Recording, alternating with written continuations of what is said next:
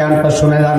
মদিনাতে দুইটা পাহাড় আছে, একটা পাহাড়ের নাম জাবালে উহুদ, আর একটা পাহাড়ের নাম হলো জাবালে আইন। জাবালে উহুদ পাহাড়টা হলো জান্নাতি, জাবালে আইন পাহাড়টা হলো জাহান্নামী। এখন বলবেন নাইমুদ্দিন আজিজি, একটা পাহাড় কিভাবে জান্নাতি হয়ে গেল, একটা পাহাড় কিভাবে জাহান্নামী হয়ে গেল? এই কথা আমি নাইমুদ্দিন আজিজি বলি না গো, আমার দয়াল নবী রহমাতুল্লাহ আমিন বলে সাহাবীরা তোমরা শোনো। একটা পাহাড় হলো জাবালে আইন, আরেকটা হলো জাবালে উহুদ। আমি দয়াল নবী যখন জাবালে উহুদ পাহাড় দিক দিয়ে যাইতাম, তখন জাবালে উহুদ আমারে সালাম দিত। আওয়াজে মানি না, জোরে কন্যা সুবহানাল্লাহ। সাহাবীরা শুনে যা, আমি যখন জাবালে উহুদ পাহাড়ের দিকে যাইতাম, তখন এই পাহাড়টা আমার সালাম দিত।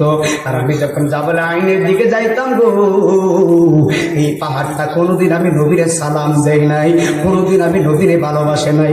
আমি নবীরে সালাম না দেওয়ার কারণে, ভালো না বাসার কারণে এই পাহাড়টা জাহান্নামী হয়ে গেছে।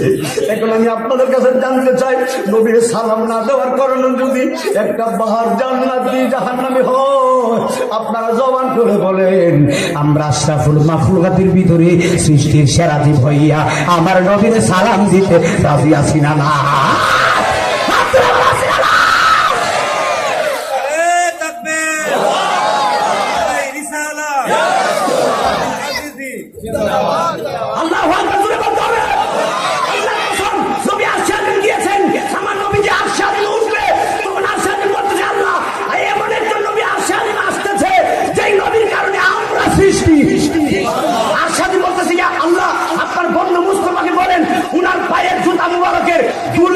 নিয়ে যেন আসে। তাহলে বুঝেন, কোন নবীর আল্লাহ এত চমৎকার জায়গা দেখায় নাই, আমাদের নবীরে দেখাইছে। আমাদের নবী, আমাদের নবী, ওই নবী মানলে জান্নাতি, না মানলে নামাজ যতই পড়ো কাজ হইতো না।